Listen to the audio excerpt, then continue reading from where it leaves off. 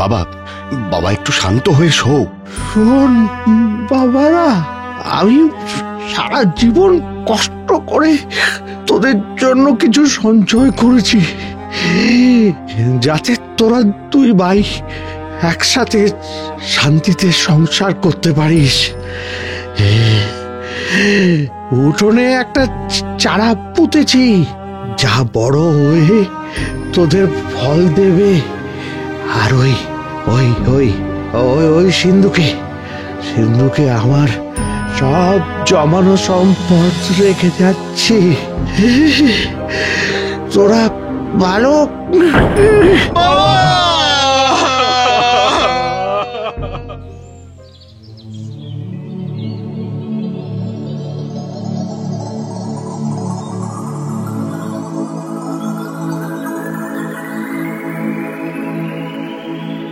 ভাই বলছি যে এই কুঁড়ে ঘর, এই উঠোন আর পেছনের বাগান এসব তুই রাখ। হ্যাঁ, শুধু ওই বাবার জমানো টাকার সিন্দুকটা আমি নিয়ে চললাম, কেমন?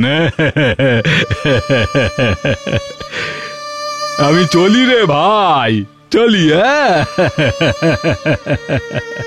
কদিন মাত্র হলো বাবা মারা গেছে, আর এখনই তুই আলাদা হয়ে গেলি।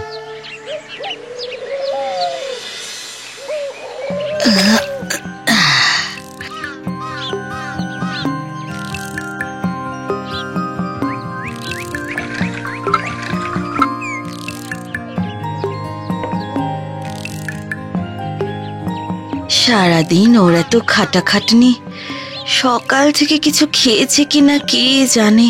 বাড়িতেও তো সেরকম কিছু নেই যে একটু ভালো মন্দ বরকে রেঁধে খাওয়াবো।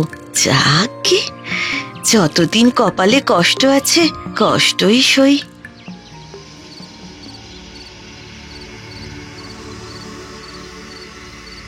হ্যাঁ গো, কিভাবে চলবে কিছু ভাবলে? ঘরে তো একটাও খাবার নেই। কি করি বলো, সারাদিন কাজ খুঁজে বেড়ালাম, কিছুই পেলাম না। এখন জল ভাত খেয়ে শুয়ে পড়ো, দেখি কাল আবার কি হয়। এই আজ চারা গাছটাকে জল দিয়েছিলে তো? যত্নে রেখো গো, বাবার লাগানো শেষ গাছ।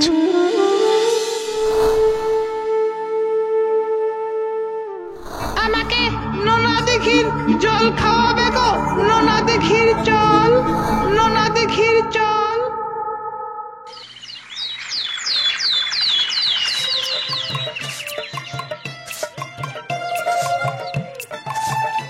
ভালো ইলিশ আছে গো, নেবে নাকি? আমাদের খাবারই জোটে না, ইলিশ কি করে কিনবো গো? তুমি বরং অন্য বাড়িতে যাও। এই দাঁড়াও দাঁড়াও, ইলিশ তো বর্ষাকালে পাওয়া যায়, এই শীতেও তুমি ইলিশ পেলে কোথায়? আরে 7 মাইল দূরে একটা দিঘিতে নাকি অনেক ইলিশ হয়েছে এই সময়। সবাই বলছে সেই দিঘি নাকি নোনা দিঘি। নোনা দিঘি?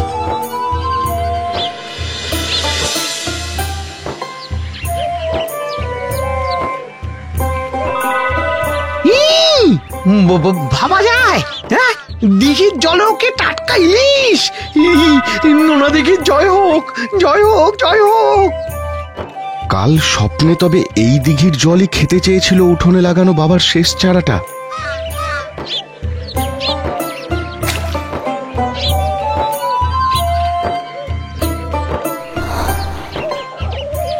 নাও, একে এবার নোনা দিঘির জল দাও।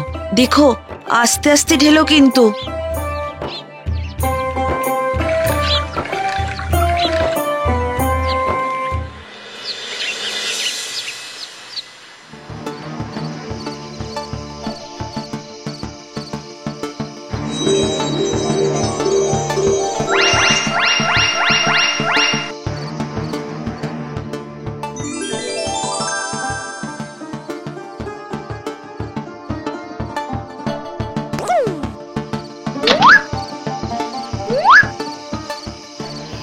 এই, তুমিও কি তাই দেখছো আমি যা দেখছি?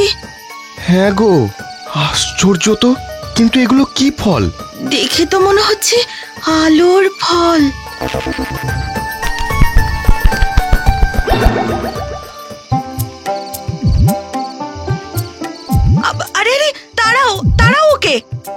আহা, থাক না।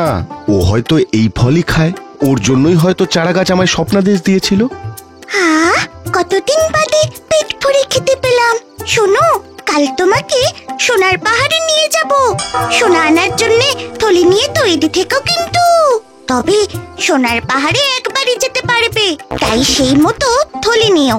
কাল এখানেই থেকো, আমি এসে নিয়ে যাব।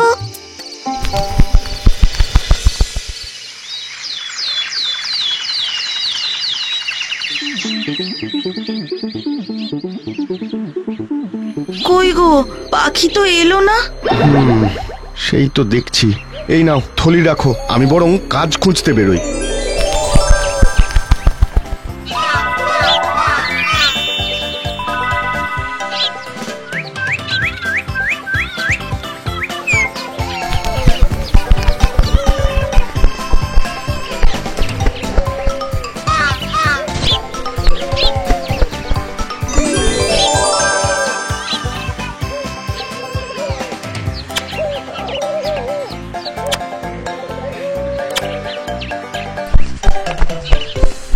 একবারই তো সুযোগ পেয়েছিলে সোনা পাওয়ার, মাত্র একটা থলি নিয়ে এলে।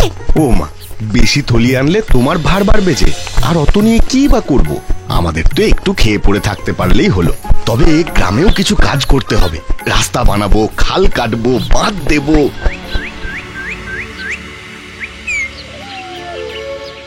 এই, তুমি জানলে কি করে সোনা পেয়েছি অনেক? আরে ভাই তো দান ধ্যান করে বিখ্যাত হয়ে গেছে গো। হ্যাঁ, নিজেদের ঘরদোর মেরামত করছে, ভালো মন্দ বাজার করছে, বউয়ের গায়ে নতুন শাড়ি গয়না উঠেছে, গ্রামের রাস্তা বানিয়ে দিয়েছে, খাল কাটিয়েছে, এমনকি সোনা দিয়ে গরিবের মেয়ের কন্যাদায় উদ্ধার করছে। সব বিরাট বিরাট ব্যাপার। আরে তাহলে দেরি না করে এক্ষুনি যাও সেখানে, জানতে চাও কোথা থেকে সে পেল এত সোনা।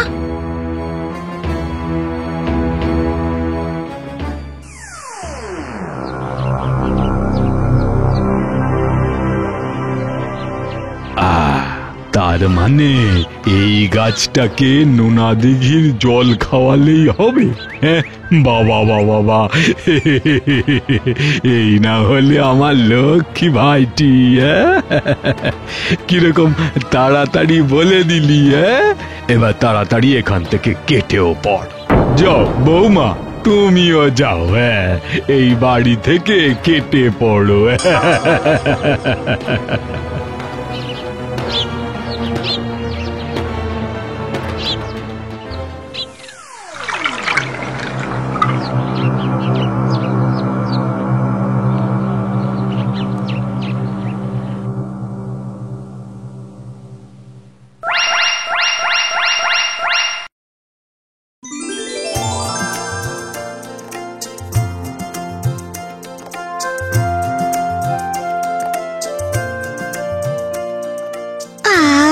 কতদিন পর প্রিয় ফল খেলাম, খুব খুশি হয়েছি আমি।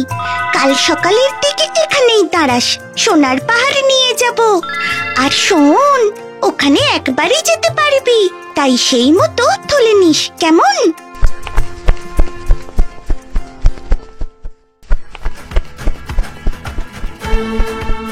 হ্যাঁ গো, সোনার পাহাড়ে যেতে আর কতক্ষণ? আর তো বেশিক্ষণ লাগার কথা নয়। ভাইয়ের কথা অনুযায়ী আর শোনো, নেমেই কিন্তু আগে সব বস্তাগুলো ভরবে।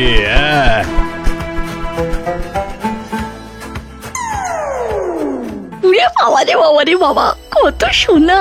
আরে দেখছো কি, আগে থলিগুলো ভরো ভরো, চলো চলো চলো।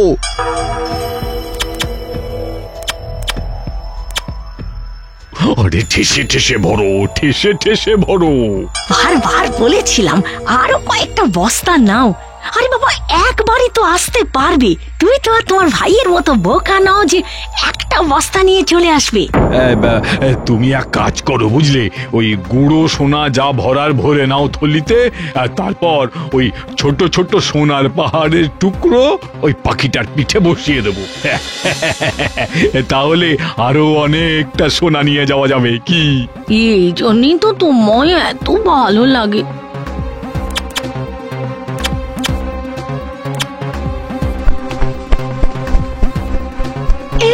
এই এই কি হলো গো? যাওয়ার সময় তো বেশ ভেসে ভেসেই গেলাম, আসার সময় এমন টাল খাচ্ছে কেন গো? আরে আরে আরে বাবা রে, আরো সোনা নিয়ে নিয়ে ভারী করো। এখন উঠতে পারে নাকি একটা পাখি? খুব বাঁচান বাঁচলাম।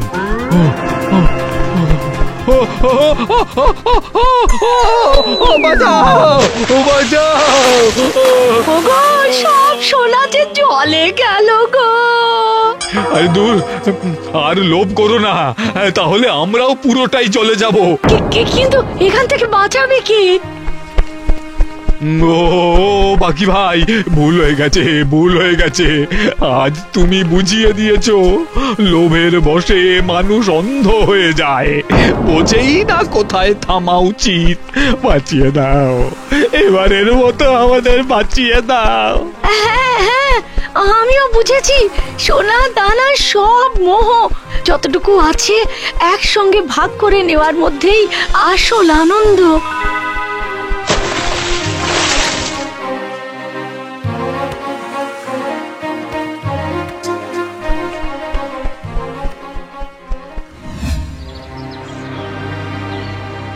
ভাই, ও ভাই, আজ থেকে এখানে আমাদের একটু থাকতে দিবি ভাই?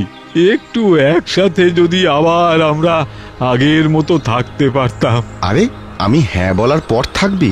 হ্যাঁ রে, তুই তো আমার দাদা, তোর সাথে তো আমার আত্মার সম্পর্ক। শুধু বাবা যদি দেখে যেতে পারতো তবে বড় আনন্দ পেত।